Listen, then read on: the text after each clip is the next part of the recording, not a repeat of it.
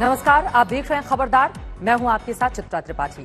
खबरों को खबरदार के लेंस से देखने का वक्त हो गया है।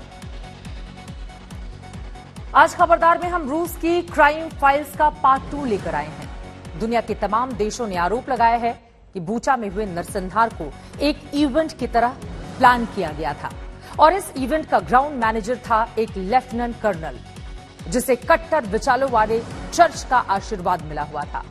आरोप है कि इस कर्नल ने ही भयानक नरसंहार करके पूरे बूचा को लाशों से भर दिया। हालांकि रूस इन आरोपों से इनकार कर रहा है। हम ज़ेलेंस्की और पुतिन के बीच शब्दों के इस युद्ध का तथ्यात्मक विश्लेषण करेंगे। आज तक की रिपोर्ट आज इस केस को शीशे की तरह साफ कर देगी। वॉर क्राइम की ये फाइल आपको जरूर देखनी चाहिए। इसके बाद पुतिन को डराने वाले जे फैक्टर की हम बात करने वाले हैं। ये वो जे फैक्टर है जिसने रूस के बूचा में टूटे और नष्ट हो चुके टैंकों की प्रदर्शनी लगा दी है। ये जे है जैवलिन मिसाइल, जो रूस को जीतने नहीं दे रहा और लगातार दे रहा है जख्म। जैवलिन मिसाइल को यूक्रेन के सैनिक कंधे पर रखे लॉन्चर की मदद से फायर कर रहे हैं और आसमान में उड़ते हेलीकॉप्टर से लेकर जमीन पर दौड़ते टैंकों तक सबको एक ही बार में तबाह कर रहे हैं। अमेरिका ने $100 मिलियन की मदद यूक्रेन को दी है ताकि ये जे फैक्टर रूसी सेना के पैर उखाड़ दे। आज इसे सरल भाषा में आपको हम समझाएंगे। रूस पर एक आरोप यह भी लग रहा है कि उसने बूचा में क्लस्टर बम गिराए और पूरे इलाके को तबाही की आग में झोंक दिया। रूस की सेना ने ना मानवता के मूल्यों की परवाह की, न युद्ध के नियमों की। आज क्लस्टर बम वाली इस क्रूर युद्ध नीति के बारे में भी आपको जानना चाहिए। क्लस्टर बम क्या होते हैं और किस तरह अपने टारगेट और उसके आसपास के इलाके में कहर बनकर गिरते हैं, ये आपको हमारी रिपोर्ट से पता चलेगा। और आज परमाणु युद्ध के डरावने पूर्वानुमान का विश्लेषण करेंगे। प्रिंसटन यूनिवर्सिटी के एक्सपर्ट्स ने परमाणु युद्ध की आशंकाओं पर गहराई से रिसर्च किया और एक संभावित परमाणु युद्ध का एनिमेशन तैयार किया। यह एनिमेशन ऐसा है जिसमें विनाश ही विनाश दिखाई दे रहा है। यह ऐसा वीडियो है जिसे देखकर एक्सपर्ट भी सहम गए। परमाणु पूर्वानुमान यह है कि परमाणु हमलों की 3 लहरों में पूरी दुनिया एक ही दिन में बर्बाद हो सकती है। इनमें से एक लहर तो ऐसी होगी जिसमें सिर्फ 45 मिनट में 34 लाख लोग मर सकते हैं और 5 घंटे के परमाणु युद्ध में 10 करोड़ लोगों की मौत हो सकती है। और परेशानी की बात यह है कि ऐसा भयानक परमाणु युद्ध सिर्फ एक बटन दूर है। किसी एक देश के राष्ट्राध्यक्ष ने अगर समझदारी से काम नहीं लिया तो दुनिया पर खतरा आ जाएगा। इस वीडियो को आज हम डिकोड करेंगे। खबरदार में आज हम यूक्रेन में युद्ध अपराध पर रूस के खिलाफ इंटरनेशनल चार्जशीट के पार्ट 2 की जांच रिपोर्ट आपके साथ शेयर करेंगे, जिसमें अब आरोप प्रत्यारोप की फायरिंग तेज हो चुकी है। इसलिए सबसे पहले आपको बूचा में नरसंहार पर यूक्रेन के वार और रूस के पलटवार वाले बयानों का फेस ऑफ दिखा देते हैं। यूक्रेनी राष्ट्रपति ज़ेलेंस्की ने संयुक्त राष्ट्र सुरक्षा परिषद के मंच से आरोप लगाया है कि बूचा में रूसी फौज ने नागरिकों के सिर में गोलियां मारी, जिस पर रूस ने कहा है कि ये बूचा के बहाने रूस को बदनाम करने की खूंखार साजिश है। ज़ेलेंस्की ने वीडियो जारी करके आरोप लगाया है कि बूचा में रूसी टैंकों ने यूक्रेनी नागरिकों को कुचलकर मौत के घाट उतारा, जिसके जवाब में रूस ने कहा है कि बूचा की फर्जी तस्वीरें गवाही देती हैं कि ये सारा नाटक यूक्रेन का रचा हुआ है। ज़ेलेंस्की ने यूएनएससी में रूसी फौज की तुलना आईसिस से की है, जिस पर रूस ने कहा है कि ये सब रूस यूक्रेन के बीच बातचीत को फेल करने की साजिश है। बूचा में नरसंहार को लेकर यूक्रेन और रूस के बीच जुबानी जंग चल रही है। दोनों के अपने अपने दावे हैं, लेकिन रूस के राष्ट्रपति व्लादिमीर पुतिन पर युद्ध अपराध पर आरोप लगाने के बाद अब रूस का एक lieutenant colonel butcher of Bucha के नाम से कुख्यात हो रहा है। रूस के खिलाफ वॉर क्राइम फाइल्स के पार्ट 2 में आज हमने बूचा के इसी रूसी कसाई का डॉजियर तैयार किया है।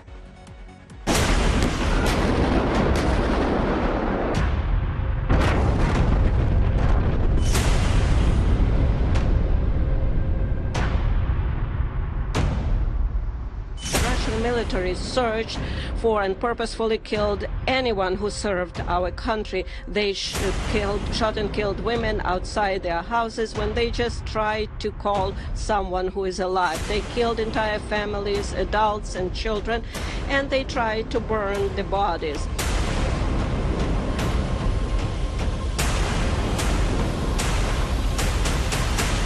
बूचा नरसंहार का संभावित विलेन। बूचा में नागरिकों के कत्लेआम का ग्राउंड मैनेजर। बूचा में लाशें बिछाने वाली रूसी फौज की टुकड़ी का कमांडर इन चीफ। अजादबेक ओमुरबेकोव, उम्र 40 साल, रूस के मोटराइज्ड राइफल ब्रिगेड का कमांडर। ये पहचान है बूचा के 400 यूक्रेनी नागरिकों के कत्लेआम का ऑर्डर देने वाले रूसी कमांडर की, जिसे नाम दिया गया है बूचा का कसाई। आरोप है कि इसके इशारे पर बूचा में बेगुनाह लोगों को गोलियों से भून डाला गया। इसके आदेश पर बूचा शहर में लाशों का अंबार लगा दिया गया। इसने बूचा में सामूहिक बलात्कार और नरसंहार के ऑर्डर दिए थे। आरोप है कि बूचा के कसाई के नाम से कुख्यात हो चुके अजादबेक ओमुरबेकोव ने अपने सैनिकों से कहा था कि 50 साल से कम उम्र वाले सभी मर्दों को मार डालो। उन्होंने पूछा कि तुम छिप क्यों रहे हो। हमने कहा कि हम डरे हुए हैं क्योंकि तुम गोली चला रहे थे। उन्होंने कहा कि तुम्हें दिखता नहीं कि हम रूसी हैं, हम तुम्हें आजाद करने आए हैं। घर में आग लग गई तो ओलेग उसे बुझाने दौड़े, लेकिन उन्होंने उसे रोक लिया। उसकी शर्ट पकड़कर खींची और गली में ले गए, जहां उसे घुटनों पर बैठाया और उसके सिर में गोली मार दी और फिर 3 घंटे तक मुझसे पूछताछ करते रहे।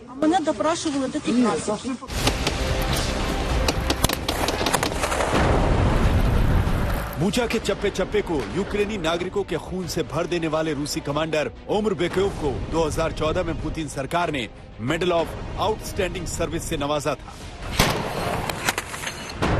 जो निर्दोष लोगों के कत्लेआम को अपना हक समझता है। यूक्रेन पर हमले को लीड करने से पहले ओमुरबेकोव ने रूस के ऑर्थोडॉक्स चर्च के पादरी से आशीर्वाद लिया था। ये वही रूसी ऑर्थोडॉक्स चर्च है जिसके मुख्य पुजारी पैट्रियर्क किरिल को पुतिन का बेहद करीबी माना जाता है, जिन्होंने यूक्रेन पर रूस के हमलों को जायज और पवित्र ठहराया था।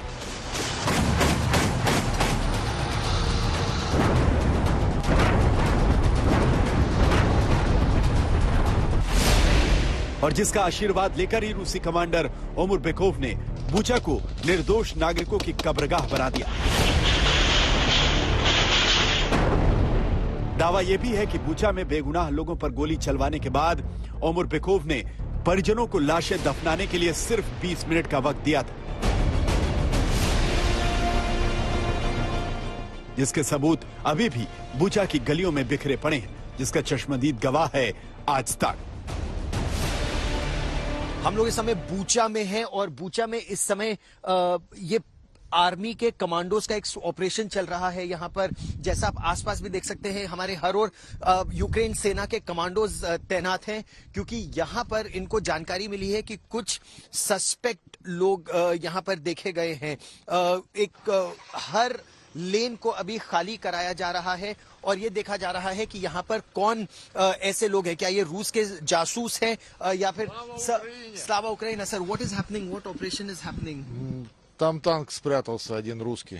Русский? Да, заблудился. Сейчас мы его споймаем, и все будет хорошо. Okay. Только туда не ходить туда. वो हमको बोल रहे हैं कि हम आगे नहीं जा सकते, आगे नहीं जाना इस समय, क्योंकि वहां पर कुछ लोगों को डिटेन करके रखा है, उनको बांध कर रखा है, उनकी जांच पड़ताल चल रही है।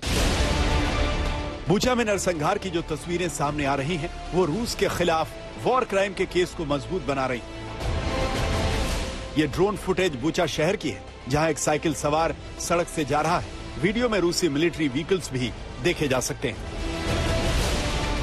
जैसे ही साइकिल सवार शख्स रूसी टैंकों के नजदीक पहुंचता है, रूसी टैंक एक के बाद एक 3 फायर करते हैं। इसके बाद दूसरा रूसी टैंक भी उसी दिशा में फायरिंग करता है जहां साइकिल सवार की लाश दिखती है। इसके बाद यहां टूटी हुई साइकिल भी दिखाई देती है। ऐसे दर्जनों वीडियोस के आधार पर यूक्रेन के राष्ट्रपति जेलेंस्की पुतिन को वॉर क्रिमिनल कह रहे हैं, लेकिन रूस इन वीडियोस को यूक्रेन की साजिश बता रहा है। Последние дни пропагандистская машина Запада и Украины работает... हाल ही के दिनों में पश्चिम और यूक्रेन की प्रचार मशीन पूरी तरह से उस वीडियो पर उन्माद को बढ़ावा देने का काम कर रही है जिसे यूक्रेनी सेना ने बूचा शहर में फिल्माया था। в городе Буча Киевской области।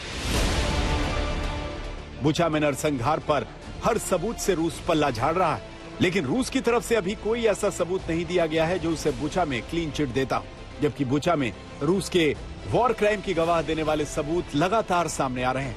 यह सैटेलाइट तस्वीर 19 मार्च की है, जब बुचा पर रूसी फौज का कब्जा था। तस्वीर में सड़कों पर आम लोगों की लाशें बुचा में रूस के वॉर क्राइम की गवाही दे रही। संयुक्त राष्ट्र में जब मुद्दा उठा तो यही प्रश्न आया कि आखिर रूस ने क्लस्टर बम का इस्तेमाल इस युद्ध में आबादी वाले इलाकों में क्यों किया। केवल सेना नहीं, जैसे इन इलाकों को अब देखिए, बूचा में ये तो रिहायशी इलाके हैं, यहां सेना नहीं है, यहां पर भी क्लस्टर बमों के इस्तेमाल का आरोप लगा है। और इसीलिए बूचा में जिस तरह का नरसंहार हुआ है, जिस तरह की मौतें हुई हैं, तो अमेरिका भी यह मांग कर रहा है कि रूस के खिलाफ युद्ध अपराध का मामला चलाया जाए। कैमरामैन ललित मोहन जोशी के साथ गौरव सावंत, बूचा, यूक्रेन आज तक। बूचा में दिल दहलाने वाली तस्वीरें रूस के वॉर क्राइम का सबूत बन चुकी हैं, लेकिन आम लोगों का नरसंहार रूस की आर्ट ऑफ वॉर है, जिसका एक इतिहास भी है। अफगानिस्तान से लेकर चेचन्या और सीरिया तक रूसी फौज वॉर क्राइम्स के लिए कुख्यात है। 1980 के दशक में 9 वर्ष तक अफगानिस्तान में सोवियत यूनियन का कब्जा रहा। ह्यूमन राइट्स वॉच के मुताबिक इन 9 सालों में सोवियत यूनियन के हवाई हमलों में 10 लाख से ज्यादा अफगानी नागरिक मारे गए, जबकि हजारों अफगानी नागरिक गायब हो गए, जिनके नरसंहार की आशंका जताई गई। फिर 1990 के दशक में रूसी फौज के वॉर क्राइम्स का शिकार बना चेचन्या। रूसी मानवाधिकार संगठनों का दावा है कि 1994 में पहले चेचन्या युद्ध में राजधानी ग्रोजनी में 2 महीने के अंदर रूसी हमलों में कम से कम 25,000 चेचन्या नागरिकों की मौत हुई। रूसी फौज के वॉर क्राइम्स का सबसे ताजा उदाहरण देखने को मिला सीरिया में, जहां सीरियाई तानाशाह बशर अल असद के समर्थन में रूस ने वर्ष 2015 में हजारों सीरियाई नागरिकों का कत्ल किया। Syrian observatory for human rights के मुताबिक रूस के हमलों में 8,683 आम नागरिकों की मौत हो गई। अब रूस ने अपनी इसी आर्ट ऑफ वॉर का प्रदर्शन यूक्रेन में किया है, जिसके निशाने पर सिर्फ बूचा शहर ही नहीं है, बल्कि यूक्रेन का हर शहर रूसी फौज के वॉर क्राइम्स की गवाही दे रहा है। ऐसा ही एक शहर है बूचा से 20 किलोमीटर दूर बोरिडियांका, जो रूसी हमलों से तबाह हो चुका है। वहां से आज तक संवाददाता राजेश पवार की ये एक्सक्लूसिव ग्राउंड रिपोर्ट आपको जरूर देखनी चाहिए। इस शहर में बोरोडाइंका में देखिए अब कितनी तबाही हुई है। वो एक पूरा अपार्टमेंट ब्लॉक है जिसका बीच का पोर्शन पूरी तरह से ध्वस्त हो गया है और बाकी बचा खुचा जो बिल्डिंग ब्लॉक है वो पूरा जल गया है। ये देखिए, ये दूसरा बिल्डिंग ब्लॉक है, बीच का पोर्शन पूरी तरह से ढह गया है और बाकी बचा हुआ जो अपार्टमेंट ब्लॉक है वो भी तबाह हो गया है। जो मेरे पीछे आप देख रहे हैं, ये यहाँ बोरोडाइंका का पुलिस हेडक्वार्टर था। पूरी तरह से ये तबाह हो चुका है, जल चुका है।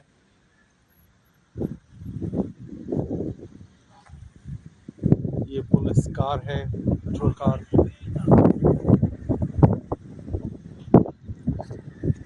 और सड़क के दूसरी तरफ देखें आप तो सब जले हुए घर हैं, तबाह किए हुए घर हैं। पीछे उसके बाद एक और, सारे शहर में सब तबाही है। कितनी तबाही यहाँ दिखाएं, बहुत सी बिल्डिंग्स, सब कुछ जो है तबाह हो चुका है। बहुत कम बिल्डिंग्स सीधी खड़ी हैं जिनमें कोई अभी तबाही या आग के निशान नहीं है और शहर लगभग डेजर्टेड है। ये पूरा कस्बा लगभग खाली है, बहुत कम लोग यहाँ, 2-4 बूढ़े लोग दिखते हैं, बाकी लोग खास नजर नहीं आ रहे। सिर्फ पत्रकार हैं इस वक्त और कुछ सिक्योरिटी फोर्सेस के लोग हैं। ये देखिए मेरे पीछे जो है मिलिट्री ट्रक है, मेटल तक पिघल गया है, क्या हालत हो गई है इसकी। और ये आपको दिख रहा है, ये जो मिसाइल से हिट हुआ है ये उसका हिस्सा है, ये पीछे दिख रहा है आपको। पीछे मिसाइल गिर रही है, आपको दिखाने की कोशिश करता हूँ। ये देखिए, ये रॉकेट का हिस्सा है। और ये बचा है इस मिलिट्री ट्रक का, अभी क्रेन है शायद, ये क्रेन लग रहा, बड़ा व्हीकल है, क्रेन है शायद। और देखिए पीछे ये, अगर आप देख सकते हैं, यहाँ ये गाड़ी जली और पीछे ये बच्चों के खेलने की जगह है। पीछे अपार्टमेंट ब्लॉक है, शायद उनके बच्चों के लिए था ये, यहाँ खेलने की जगह है। और यहाँ इस तरह भीषण युद्ध हुआ है। ये पाइप पड़ी हुई दिख रही है, ये पाइप नहीं है, ये रॉकेट का हिस्सा है, ये रॉकेट का हिस्सा है। ये मार्किंग्स हैं इसके ऊपर, ये मार्किंग्स हैं। इसी तरह का एक रॉकेट वहां वो पड़ा हुआ है। पूरे इलाके में सिर्फ तबाही है और अनफायर्ड रॉकेट्स जो फटे नहीं हैं, अनएक्सप्लोडेड रॉकेट्स, एम्यूनिशन अभी भी चारों तरफ बिखरा पड़ा है यहाँ पर। ये देखिए, जो जिससे जर्नलिस्ट बात कर रहे हैं, इससे कुछ देर पहले मैंने बात की है, इनका यहाँ अपना क्वार्टर था जो पूरी तरह से अभी तबाह हो गया है। ये देखिए पीछे किस तरह डिस्ट्रक्शन हुई है, और जो कुछ सामान बच गया है थोड़ा जो निकाल सकते हैं ये उसको ले जाने की यहाँ से कोशिश कर रहे हैं।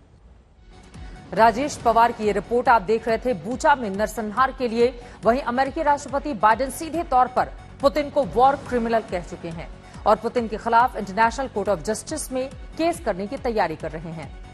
बूचा में रूसी सेना पर नरसंहार के आरोपों के बाद रूस के खिलाफ और यूक्रेन की मदद के लिए क्या क्या हुआ, इसके बारे में आपको देते हैं जानकारी। अमेरिका अब यूक्रेन को केमिकल वेपन से बचाने वाले प्रोटेक्टिव गियर सप्लाई करेगा। अमेरिका ने यूक्रेन को $100 मिलियन की आर्थिक सहायता की नई किश्त देने का ऐलान किया है। यूरोपियन यूनियन ने रूस से कोयला इंपोर्ट पर बैन लगा दिया है। इसके अलावा पश्चिमी देशों ने युद्ध अपराध के आरोपों के चलते रूस के दर्जनों और राजनयिकों को निष्कासित कर दिया है। बूचा नरसंहार पर भारत ने भी अपनी प्रतिक्रिया दी है। संयुक्त राष्ट्र सुरक्षा परिषद यूएनएससी की बैठक में भारत ने बूचा नरसंहार की निंदा की और इसकी जांच की मांग का समर्थन भी किया है। आज संसद में भारतीय विदेश मंत्री एस जयशंकर ने यूक्रेन युद्ध पर भारत सरकार का स्टैंड क्लियर किया है। We are first and foremost strongly against the conflict. We believe that no solution can be arrived at by shedding blood and at the cost of innocent lives. In this day and age, dialogue and diplomacy are the right answers to any disputes, and this should bear in mind that the contemporary global order has been built on the UN Charter, on respect for international law and for the sovereignty and territorial integrity of all states. If India has chosen a side, it is the side of peace, and it is for an immediate end to violence. This is our principal stand, and it has consistently guided our position in international forums and debates, including in the United Nations.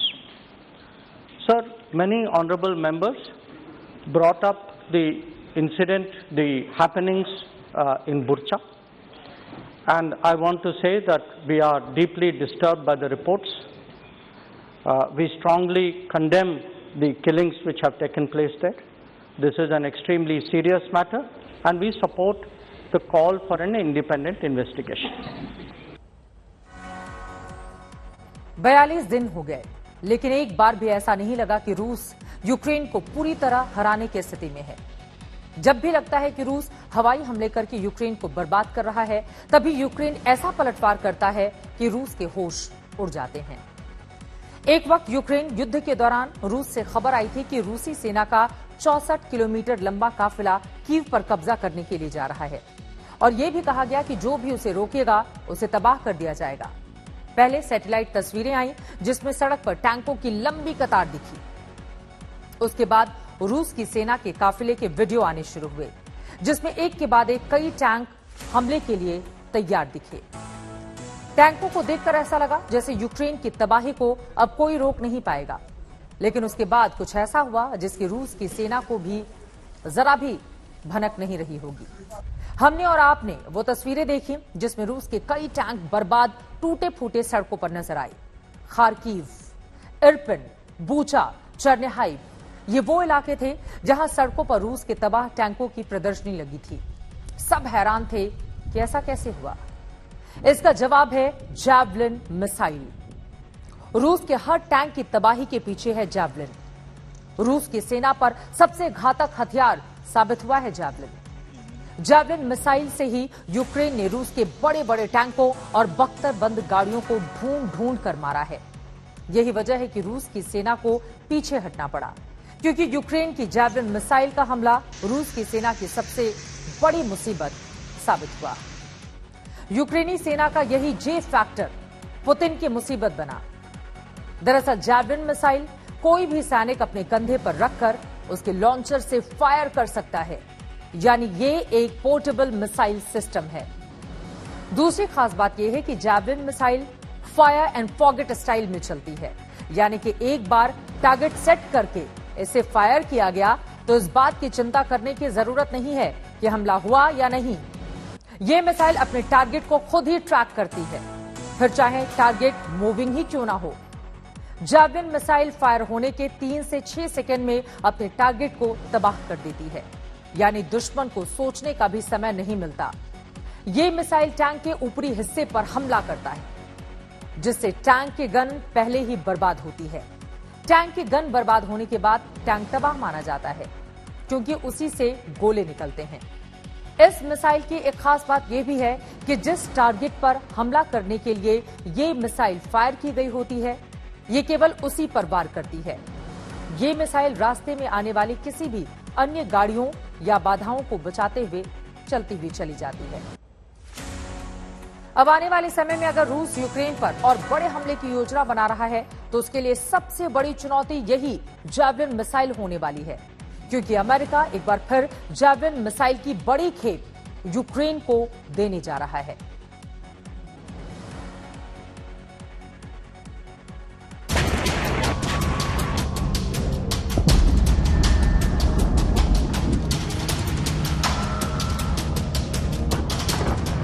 Ukraine की इस तबाही का सबसे बड़ा कारण रूसी tank है।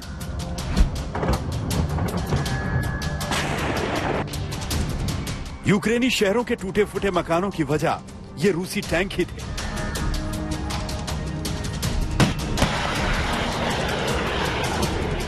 यूक्रेनी सैनिकों ने इन टैंकों से ही अपने शहरों की बर्बादी का बदला लिया। यूक्रेन के बदलापुर का सबसे बड़ा हथियार साबित हुई जैवलिन मिसाइल।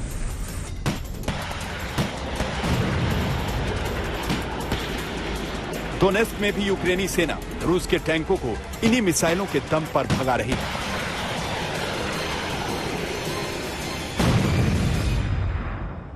हम यहाँ येलेनावका में हैं, जो एक बेस कैंप होता था, और अगर आप पीछे देखें अभी यूक्रेनियन अटैक, बहुत बड़ा शेलिंग हुआ है यहाँ पर, जिससे ये कैंप बिल्कुल तहस नहस हो गया।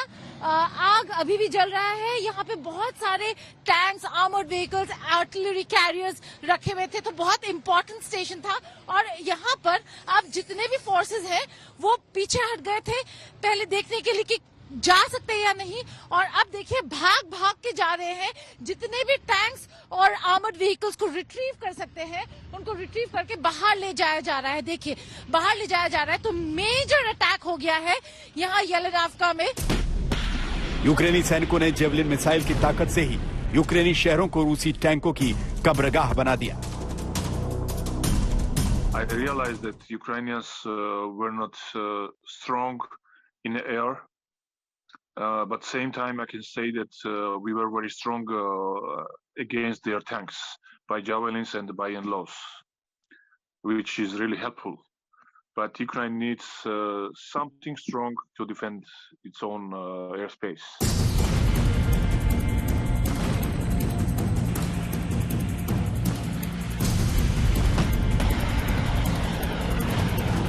रूस के टैंक शहरों में घुस तो गए लेकिन वापस नहीं लौट पाए। यूक्रेनी सैनिकों ने जेवलिन मिसाइल हमले का ऐसा चक्रव्यूह रचा कि यही टैंक रूसी सैनिकों की कब्रगाह बन गए।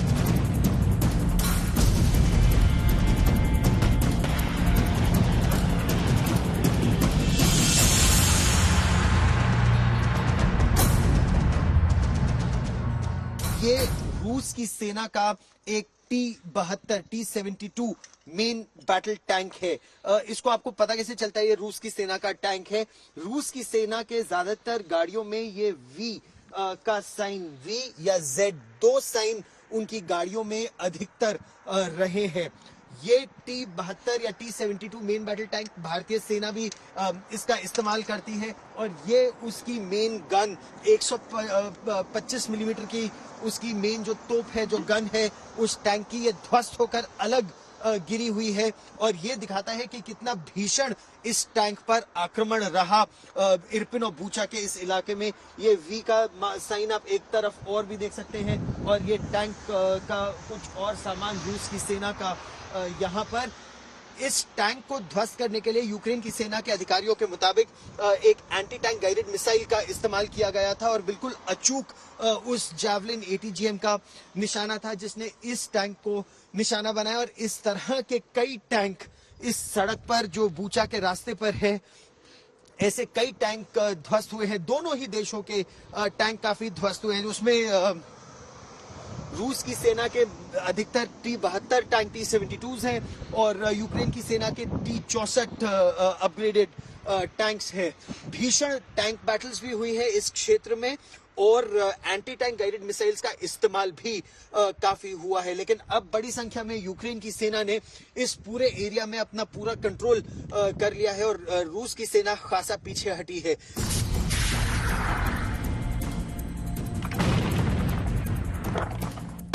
रूस यूक्रेन युद्ध के 42 दिन बीत गए लेकिन रूस के हमलों का डर पैदा नहीं हो पाया। कारण है अमेरिका की जेवलिन मिसाइल जिसने अफगानिस्तान, इराक और सीरिया में भयंकर तबाही मचाई थी। अब यही जेवलिन मिसाइल देने के लिए अमेरिका ने यूक्रेन की आर्थिक मदद की है। अमेरिकी राष्ट्रपति जो बाइडेन ने यूक्रेन को $100 मिलियन की सैन्य मदद देने का आदेश जारी किया है। $100 मिलियन की जेवलिन मिसाइलें यूक्रेन की सेना को दी जाएंगी।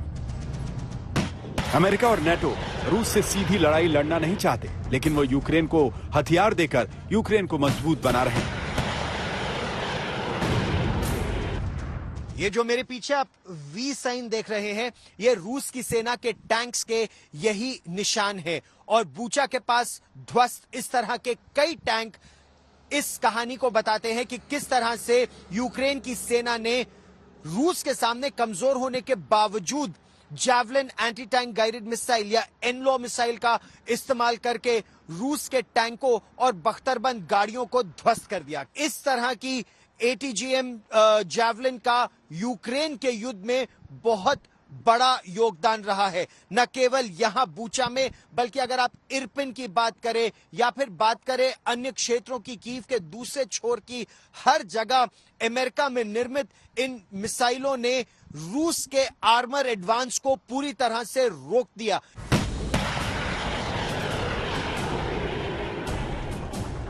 जेवलिन मिसाइल की सबसे बड़ी खासियत यह है कि यह टारगेट का पीछा करके उसका खात्मा करती है। इसकी यही खासियत इसे जमीनी लड़ाई में सबसे असरदार बनाती है।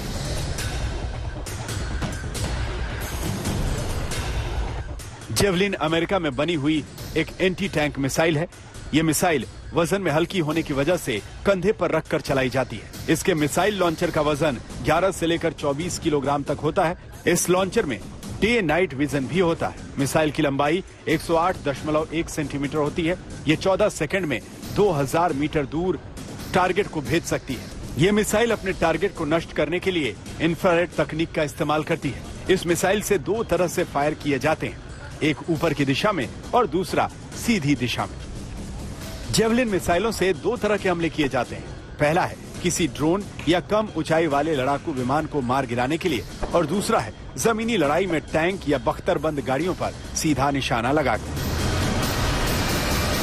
बूचा के पास रूस की सेना का एक ध्वस्त हुआ T-72 T-72 टैंक, उसकी तोप अलग आके गिरी हुई है यहां पर और टैंक जल के राख हो गया है यहां पर। निशाना javelin anti tank guided missile का। और इस युद्ध में इस एंटी टैंक गाइडेड मिसाइल की बहुत अहम भूमिका रही है। यह लगभग 2 से 3 किलोमीटर दूर से ही एक टैंक को ध्वस्त कर सकती है अपने अचूक वार से। फायर एंड फॉरगेट सिस्टम पर जैवलिन ATGM काम करती है। हालांकि अमेरिकी सेना में यह 1996 से है, लेकिन चाहे इराक की बात करें या अफगानिस्तान की, बहुत अहम भूमिका रही है जैवलिन ATGMs की, एंटी टैंक गाइडेड मिसाइल्स की, किसी भी दुश्मन के टैंक या बख्तरबंद गाड़ी को ध्वस्त करने में। फायर एंड फॉरगेट सिस्टम, यानी जो फायर करता है वो एक बार जब इसको फायर कर दे तो उसके बाद भूल सकता है, ये अचूक वार करेगी। दो तरह से ये वार करती है और वो फायरर को ध्यान रखना होता है, ऊपर से वार करे या साइड से वार करे। जो ऊपर से वार होता है वो बिल्कुल अचूक होता है।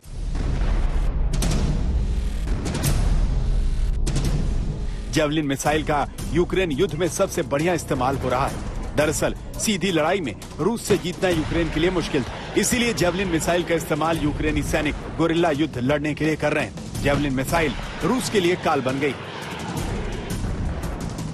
रूसी टैंकों का लंबा चौड़ा काफिला जेवलिन के हमलों से सामूहिक कब्रगाह बन गया है और इसका तोड़ रूस के पास भी नहीं। कीव से गौरव सावंत और राजेश पवार के साथ आज तक ब्यूरो।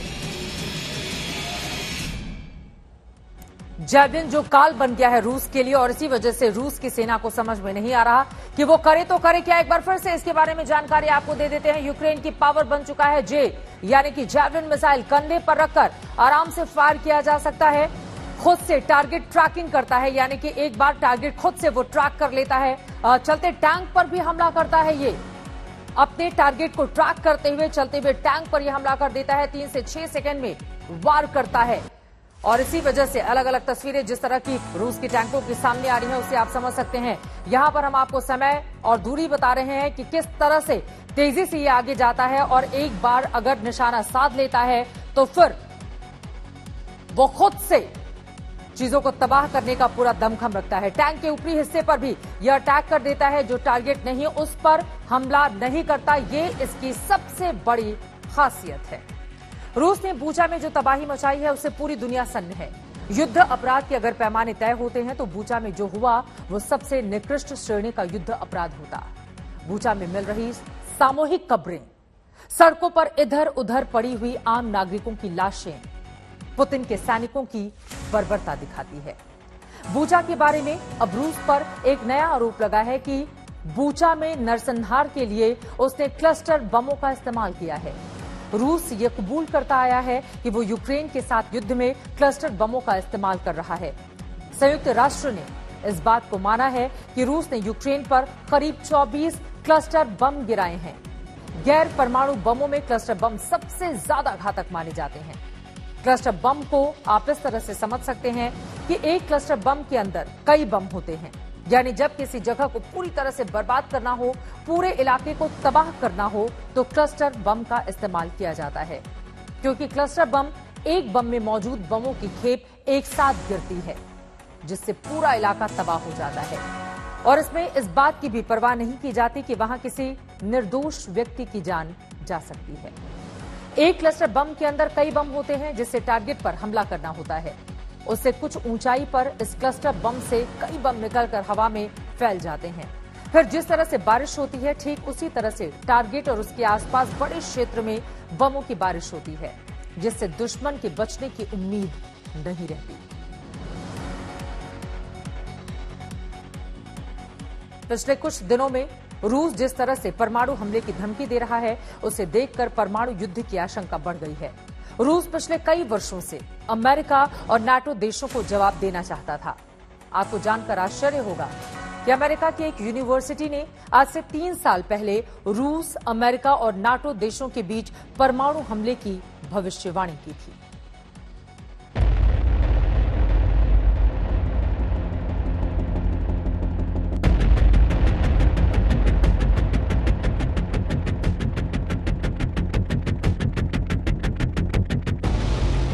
बूचा के नरसंहार के बाद अब रूस की अगली तैयारी न्यूक्लियर वॉर की है।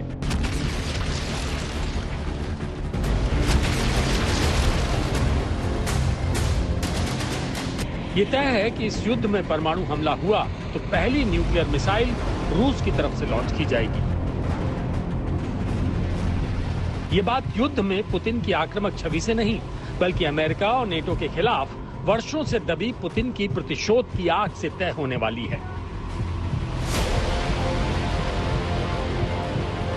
पुतिन यूक्रेन के बहाने अमेरिका और नेटो देशों को निशाना बनाना चाहते हैं।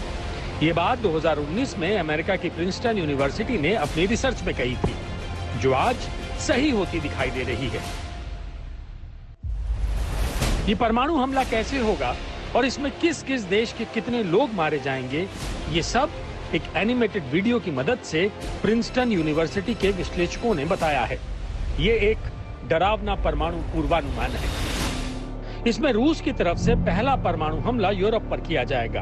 ये न्यूक्लियर वार्निंग शॉट के रूप में रूस के शहर कैलिनग्राद के मिलिट्री बेस से होगा। इसके बाद नेटो इस हमले का जवाब देने के लिए रूस पर टैक्टिकल न्यूक्लियर एयर स्ट्राइक कर सकता है। इसके बाद ये युद्ध एक परमाणु युद्ध में बदल जाएगा और इस हमले के तुरंत बाद रूस अपने फाइटर जेट्स में शॉर्ट रेंज मिसाइलों के जरिए करीब 300 परमाणु बम नेटो के मिलिट्री बेस पर गिराएगा। इस हमले के जवाब में नेटो देश भी हवाई हमले से करीब 180 परमाणु बम रूस में गिराएंगे। इस 3 घंटे की परमाणु लड़ाई में शुरुआत में यूरोप और रूस के करीब 26 लाख लोग मारे जा सकते हैं।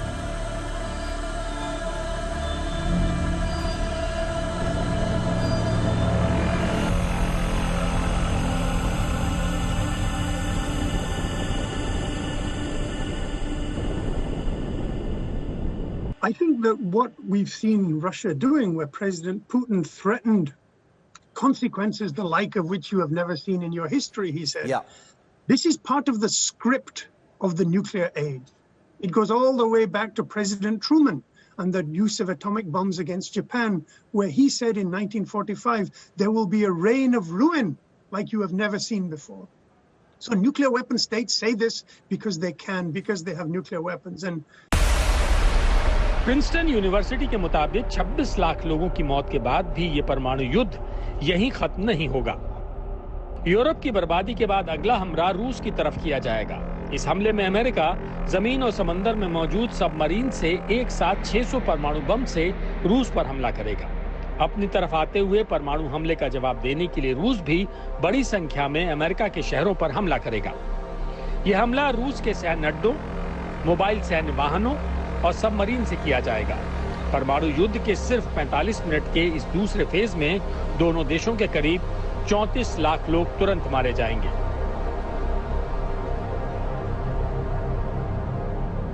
हैरान और परेशान करने वाली बात यह है कि इस तबाही के बाद भी ये युद्ध अभी खत्म नहीं होगा। परमाणु हमले के आखिरी चरण में रूस और नेटो एक दूसरे को पूरी तरह बर्बाद करने के लिए सबसे ज्यादा आबादी वाले शहरों और बड़े आर्थिक केंद्रों को निशाना बनाएंगे। इस हमले में आबादी के हिसाब से हर शहर पर 5 से 10 परमाणु बम गिराए जाएंगे। 45 मिनट के इस तीसरे फेज में करीब 8.5 करोड़ लोगों के मारे जाने की आशंका होगी। इससे आपको अंदाजा हो जाएगा कि परमाणु युद्ध से किस तरह पूरी दुनिया में महाविनाश हो सकता है। ब्यूरो रिपोर्ट, आज तक। ये खबर ही अपने आप में स्तब्ध कर देने वाली है। अब आगे क्या होगा, रूस यूक्रेन युद्ध का नतीजा किस रूप में निकलेगा, इस पर लगातार रहेगी आज तक की नजर। इसी के साथ खबरदार में अभी के लिए बस इतना ही। देश और दुनिया की बाकी खबरों के लिए आप देखते रहिए आज तक।